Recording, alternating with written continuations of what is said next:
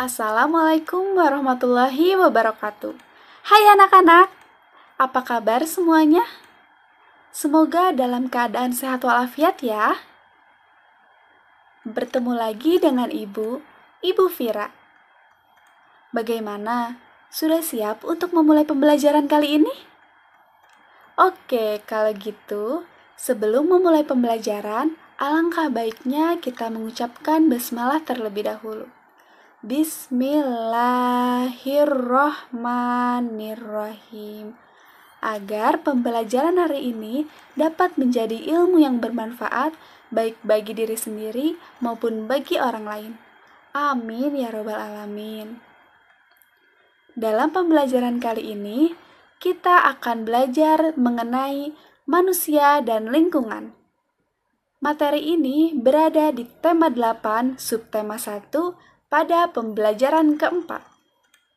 Nah, dalam memenuhi kebutuhan hidup, tentunya kita sebagai manusia harus bekerja. Banyak macam-macam pekerjaan loh yang terdapat di lingkungan sekitar kita. Coba, ada yang tahu nggak ya, apa aja sih contoh-contoh pekerjaan yang ada di lingkungan sekitar kita? Yap, benar sekali. Contoh-contoh pekerjaan yang ada di lingkungan sekitar kita yaitu ada guru, dokter, nelayan, petani, pedagang, dan lain-lain. Dari macam-macam pekerjaan tersebut, ternyata termasuk ke dalam berbagai jenis usaha yang ada di masyarakat Indonesia. Nah, untuk mengetahui lebih jelasnya, yuk kita lanjut belajar bareng bersama Ibu Elza. Silahkan. Halo, ayo kita lakukan ice breaking terlebih dahulu agar kalian lebih semangat. Ayo, bisa dengan berdiri semuanya di rumah ya. Kita akan melakukan tepuk semangat. Masih ingat kan? Yuk kita mulai. Ibu pandu ya di sini. 1, 2, 3. Tepuk semangat. Semangat. Semangat. Oi, oi. Oi, oi. Nah, sekarang Ibu akan memaparkan kompetensi dasar dan indikator pencapaian kompetensi untuk mata pelajaran Bahasa Indonesia dan IPS. Yang pertama, 3.8, menguraikan urutan peristiwa atau tindakan yang terdapat pada teks non-fiksi. Indikatornya, membaca teks narasi peristiwa atau tindakan yang terdapat pada teks non-fiksi. Selanjutnya, 4.8, menyajikan kembali peristiwa atau tindakan dengan memperhatikan latar cerita yang terdapat pada teks fiksi. Indikatornya, menceritakan kembali peristiwa atau tindakan dengan memperhatikan latar cerita. Untuk IPS, 3.3, menganalisis peran ekonomi dalam upaya menyejahterakan kehidupan masyarakat di bidang ekonomi untuk memperkuat kesatuan dan persatuan bangsa Indonesia. Indikatornya, melakukan analisis dengan membuat list peran ekonomi yang berada di lingkungan sekitar termasuk keluarga dan sekitarnya. Dan 4.3, menyajikan hasil analisis dan cara menyikapi tentang peran ekonomi dalam upaya menyejahterakan kehidupan masyarakat di bidang ekonomi untuk memperkuat kesatuan dan persatuan bangsa. Indikatornya, mengamati hasil analisis tentang peran ekonomi, lalu dapat menyebutkan sikap atas keragaman jenis-jenis usaha kegiatan yang ada di sekitar lingkungan.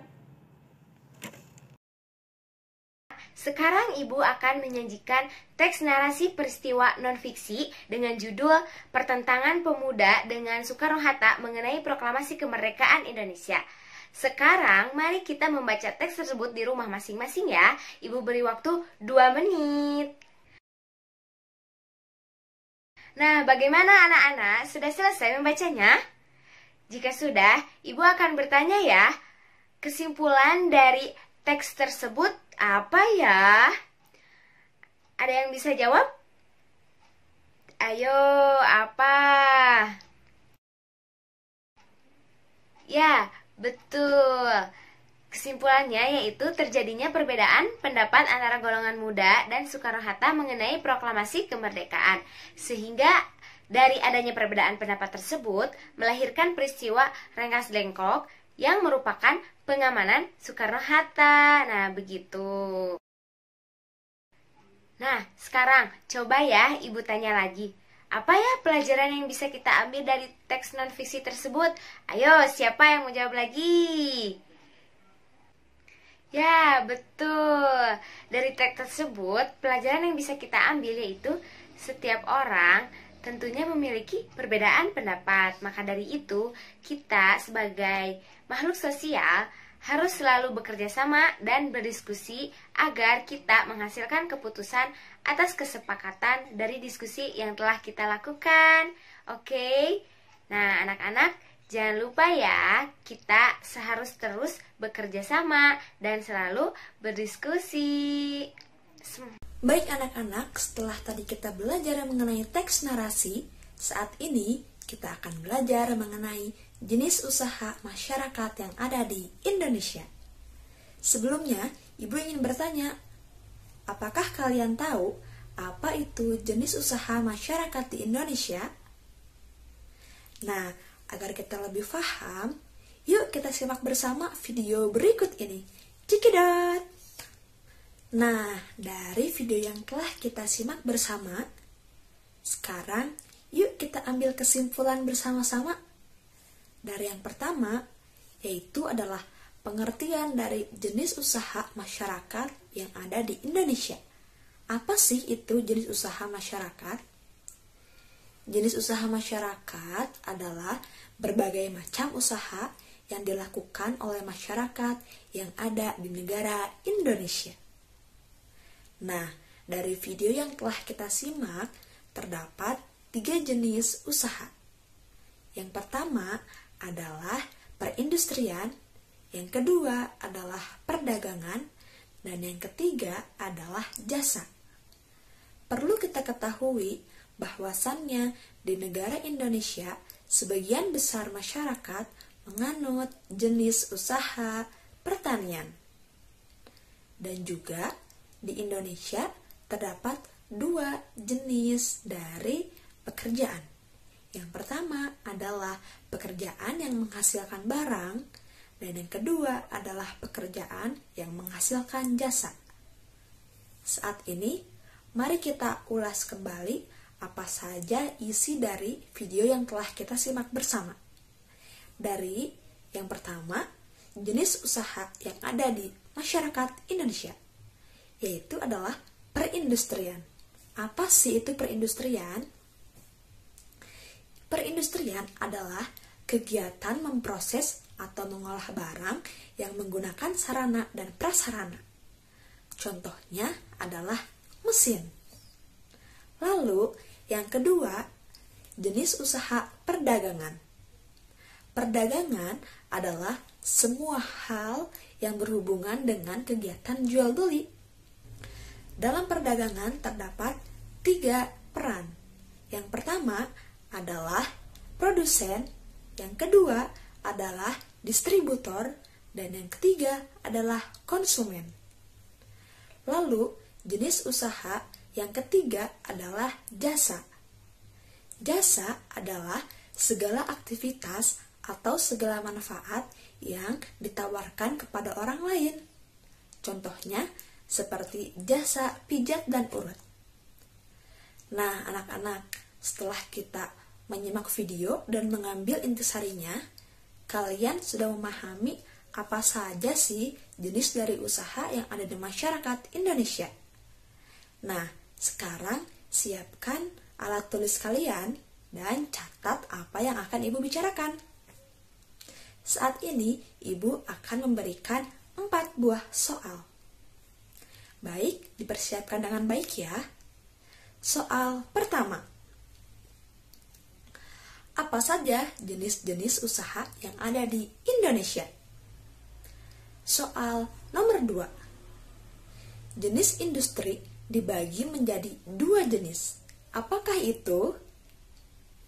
Soal nomor 3. Apa yang dimaksud dengan produsen, konsumen, dan distributor? Soal nomor 4. Apakah ciri-ciri dari setiap jenis usaha masyarakat yang ada di Indonesia? Nah, teknis pelaksanaan dari 4 soal yang telah Ibu ajukan, yaitu kalian kerjakan secara berkelompok. kalian diskusikan terlebih dahulu jawaban dari 4 soal yang telah Ibu ajukan. Nah, setelah itu, kalian tulis di atas kertas selembar. Setelah itu, boleh kalian foto dan juga kalian kirimkan melalui Google Classroom. Nanti Ibu akan buat kolomnya ya. Baik anak-anak, selamat mengerjakan. Tetap semangat. Nah, setelah mendengar penjelasan materi dari Ibu Guru sebelumnya, sekarang Bapak di sini ingin memberikan lembar kerja siswa seperti contoh yang di belakang Bapak. Nah, sebelum mengerjakan lembar kerja siswa, Bapak ingin membagi kalian menjadi 3 kelompok.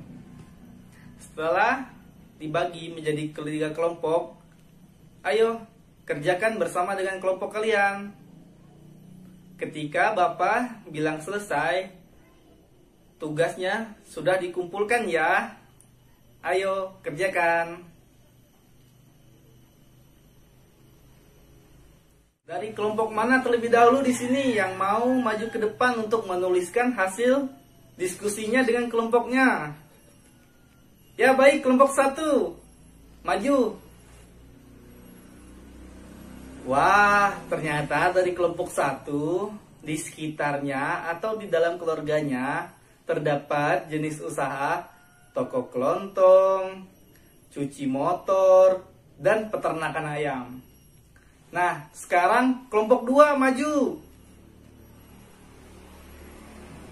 Ya, bagus. Dari kelompok 2 ternyata di dalam keluarganya atau di sekitarnya terdapat jenis-jenis usaha yaitu catering makanan, salon, dan apotik.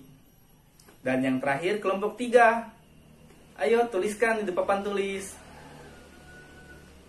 Wah, ternyata dari kelompok 3 di dalam keluarganya atau di dalam lingkungan sekitarnya terdapat jenis usaha laundry, toko buah dan sayur, dan toko buku.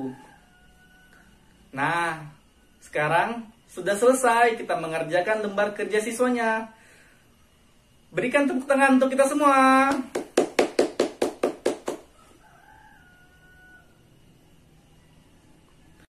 Nah, setelah kalian mengikuti pembelajaran pada hari ini, apa sih yang bisa kita simpulkan untuk pembelajaran hari ini dan apa sih yang akan kalian lakukan untuk menghargai perbedaan di sekitar kita? Nah, bener banget. Jadi, untuk menghargai perbedaan kita, yaitu kita harus menghargai pekerjaan orang. Apapun itu pekerjaannya, karena pekerjaan apapun itu baik. Nah, jadi dapat kita simpulkan pembelajaran hari ini yaitu membahas tentang jenis usaha masyarakat di Indonesia. Di mana ada jenis usaha yang menghasilkan barang dan ada juga jenis usaha yang menghasilkan jasa. Yang pertama itu ada perindustrian, yang kedua itu ada usaha, dan yang terakhir itu ada jasa.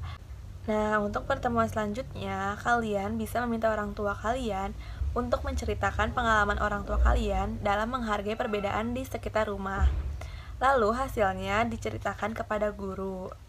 Selanjutnya, jika di samping kalian kotor atau ada sampah, diambil terlebih dahulu dan dibuang ke tempatnya. Lalu kalian jangan lupa jaga kesehatan, perbanyak minum air putih, dan membantu orang tua kalian di rumah ya. Nah, sebelum mengakhiri pembelajaran pada hari ini, alangkah baiknya kita membaca Alhamdulillah terlebih dahulu. Alhamdulillahirabbil alamin. Sekian pembelajaran pada hari ini. Wassalamualaikum warahmatullahi wabarakatuh.